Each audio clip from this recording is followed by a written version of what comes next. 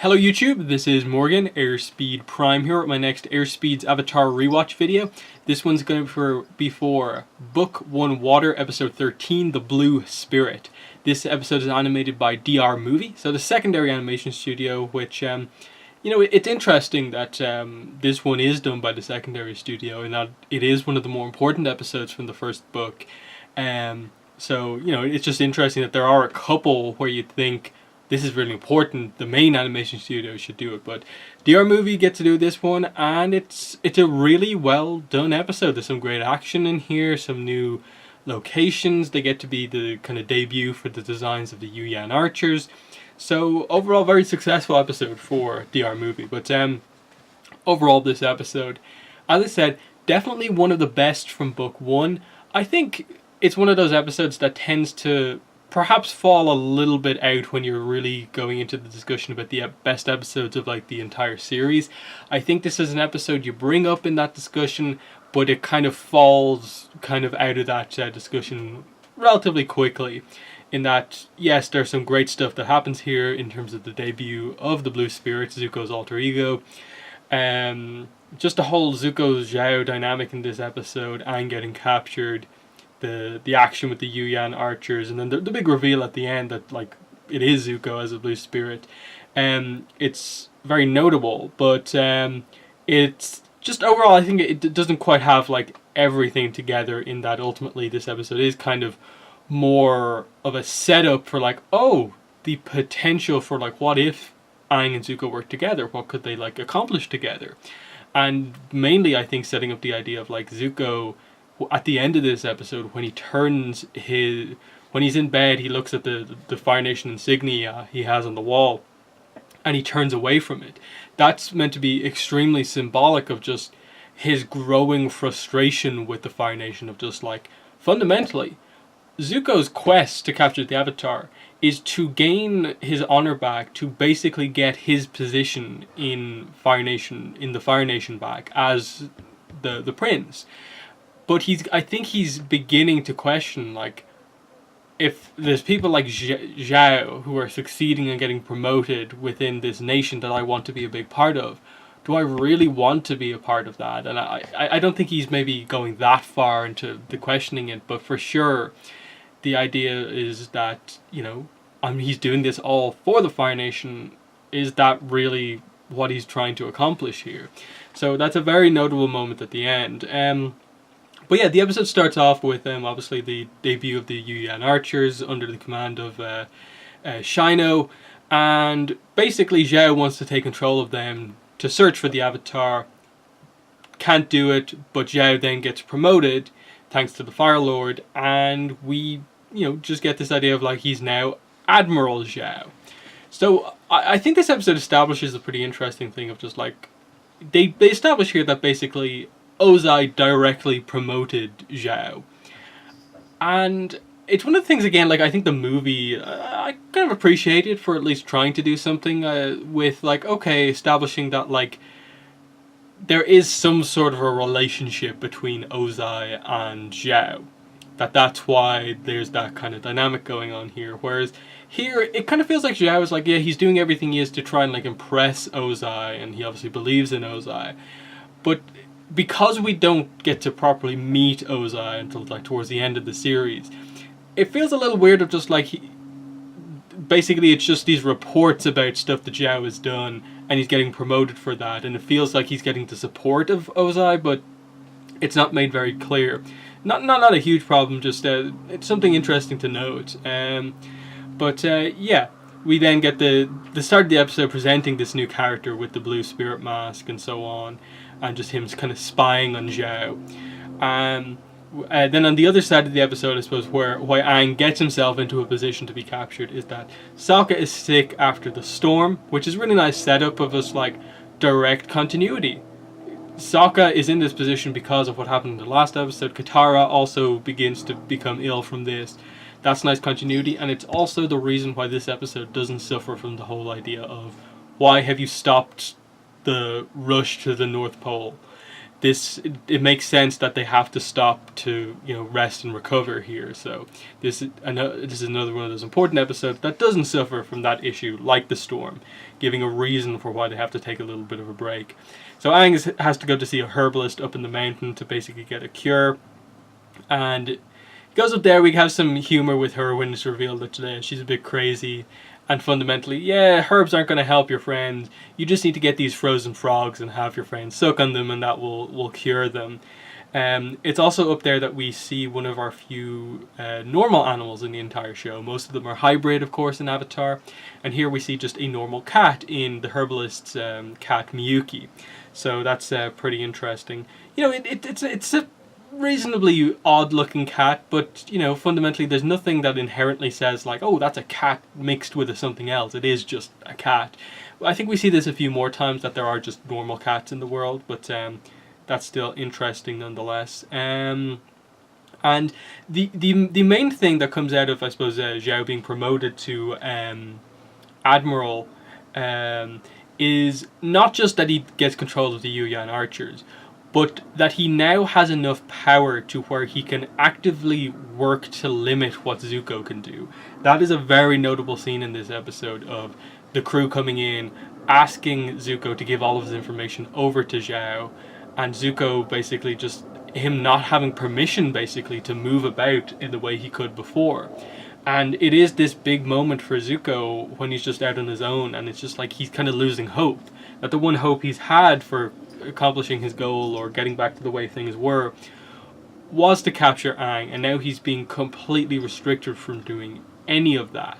So you really get where he's coming from here, and I suppose why this blue spirit persona comes out, in that it allows Zuko to act on his own without actively portraying himself as like Zuko being around the place. He's allowed to kind of make these moves, get information from places he otherwise wouldn't get information from, and move about as he needs to. So I like how the episode sets that up with that very important scene. And then as Aang's collecting the frogs, we get Aang versus the Yuyan archers, which is a really cool little action scene here, in that, of course, Aang just being completely overwhelmed by a bunch of extremely skilled archers. It, I think in this case, very much speaks to the fact of just like how skilled the Yuan archers are, but also how skilled Aang is, that he was able to kind of hold them off and defend against them for so long, given the accuracy that the Yuan archers were said to have. I think one-on-one, of course, Aang would beat any of them, and then just the idea that these are meant to be the best archers in the show. I think the only archers in the show who are we're meant to take as being stronger than them are Bashir, who is established to be a previous Yuyan archer, but I think the implication is that he's kind of expanded out and now has a little bit more experience and is actually slightly better than most Yuyan archers. And then Longshot, I think, is very much established to kind of, I think we're meant to more or less take him as like the best archer in the show, even though archers never really get a chance to really show themselves, just because of how inherently like violent just them actually hitting someone with their main weapon would actually be. But the result is that the Yuan archers do capture Aang, and he is captured by Zhao. And the mistake that Zhao makes is basically making too big of a kind of song and dance about having Aang, that he doesn't immediately move to transport Aang to the Fire Nation capital and hand him over to Ozai. He has to have this big, pomp and circumstance about the capture. He has to give that speech to everyone there, have it all written down, who attended, how great they think he is, and all that sort of stuff. And he basically gives someone an opportunity to save Aang, and in this case that is the Blue Spirit is given the chance to save him. But I do like, just before that happens, Zhao talking to Aang once he is captured, in that it's one of the few times when just another character really brings up, I suppose, the position that Aang is in. And it's interesting that it's Zhao who's the one to do that. It's reminiscent of, I suppose, the free comic Relics, where like Aang is nearly captured by getting kind of drawn in by the air nomad trap of just a trap using their relics and the stuff that the air nomads would naturally gravitate towards. I like that Zhao brings up the whole idea of, like, what is it like to be the last of your people? And Aang is immediately saddened upon this being brought up again. But also bringing up, like, that Zhao is a very intelligent character, despite at times not coming across that way. He's aware of just, like, I'm not going to kill you. You're the Avatar. I know what will happen if we kill you. You'll be reincarnated into the next element in the cycle, and then the new Avatar will cause us even more trouble. So he just basically says, we'll do everything but kill you. And yeah, this is when the Blue Spirit enters, and we get a really, really cool action scene here, as just the Blue Spirit doesn't talk. The two of them end up working together really, really efficiently. Some really kind of clever moves of just, the Blue Spirit's raw skill with the swords and acrobatics, and then Aang and airbending, just the ability to move them up and down really quickly, in terms of flying, hovering. Aang able to, like, project launch basically the Blue Spirit up onto like the kind of battlements and so on. It really shows the teamwork, and then the reveal later on is just that, like, oh, it's Zuko. Aang and Zuko work really well as a team. Imagine if they ever fought, like, side by side next to each other, how awesome they would actually be, because they seem to really, their skills do blend very well together. And I like, there's a lot of really clever moments during this action scene as well, of just, they grab the kind of flexible ladders that the Fire Nation are using to get up onto the walls. They grab a bunch of them and just start using them as, like, kind of stilts, and gradually kind of add them on there to get over across the bridge. And the result is obviously that they just miss out and are surrounded, and immediately Zuko kind of turns on Aang, but Aang, I think, is very aware of what the Blue Spirit is doing, of just, threatening to kill Aang so that Zhao will have to let them leave, but he gets the UN archers to take Zuko out from the distance.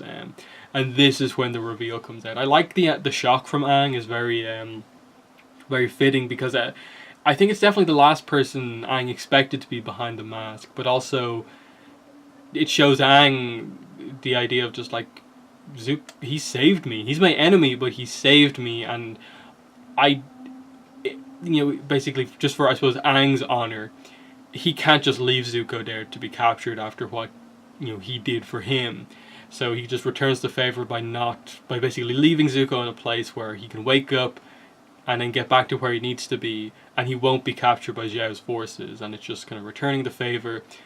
And I do like that Aang stays with Zuko until he wakes up and just kind of talks to him. We get the reveal here about Aang, one of Aang's best friends from his past life, basically, Kuzan in the Fire Nation, and asking Zuko the question of, like, if we knew each other back then, do you think we could have been friends? And it being this very telling moment of just, like, Aang kind of wants this, because especially him, that right now, obviously, he doesn't have a ton of friends at the moment from this kind of second chance at life in a way, and he kind of just wishes, kind of like it was like before, where he was a nomad and could travel around the place and have friends from everywhere. The idea of him potentially having a friend in the Fire Nation, acknowledging how well they worked here together, and to some degree how similar they are, with the Storm episode that we just got last time out, kind of showing you that while their arcs aren't identical, it's similar in some ways, of just, like, Aang being kind of making a mistake and being, like, inadvertently, like, out of the world for a while, and then Zuko again making a mistake he didn't think would be as bad as he thought it would be, and being banished, and just how they're both in this position they kind of didn't want to be in, but kind of have to make the best of it. There's definitely some similarities between them, and I think it's at this point, especially after the last two episodes, the Storm and this one, I think it makes it very clear about the whole duality of the show, of just that, yes, Aang is our main character, but Zuko is equally as main. That they're doing something notable with Zuko as a character in terms of his arc, that they are not just going to have him be the guy who chases Aang for 3 seasons, that something is going to change for him sooner rather than later, if he doesn't make much success and is not allowed to chase Aang anymore. And yeah, this is obviously leads at the end of the episode to Zuko turning away from the Fire Nation symbol, the insignia, as he sleeps, basically. And I think it's just meant to represent the idea of he as I said at the start, he does everything ultimately to get his better position in the Fire Nation back, and nothing is going right for him, and he's beginning to question if being part of this military, which I think over the course of like the next group of episodes we begin to see, is this what he actually wants? And that question obviously is very important at the end of book 2 and so on. But right now it's just a little bit of doubt. It's the first hint of just, does he actually want this? And I do like that. You know, I think there's a slight weakness maybe with the episode of like the constant cutbacks to like Sokka and Katara, and the little joke with Momo and Appa. It's fun, but maybe they cut back a little too much, and it's not the most interesting side of the episode. But just at the end, there, Zuko and Aang are both kind of left definitely questioning things. I think they're both definitely thinking about each other to a degree. Aang in the sense of like, okay, he didn't want to be friends with me now, but like, is there any hope for the future? And vice versa for Zuko. And just, you know, definitely some interesting things with both characters. Definitely, as I said, 12 and 13 work really well together to overall present the idea of the duality of the two main characters. But yeah, that's my review for The Blue Spirit. Very, very good episode. One of the best in book 1. But as I said at the start, perhaps not one of the overall best episodes of the series, and that it's there and thereabouts. It's definitely, I think, within the top group, the top half of episodes within the series, but not quite the best. So yeah, that's been my thoughts on the episode. In the comments, let me know what your thoughts are on this episode and what I've had to say in this review. But that has been the video for today. Thanks for watching, and bye.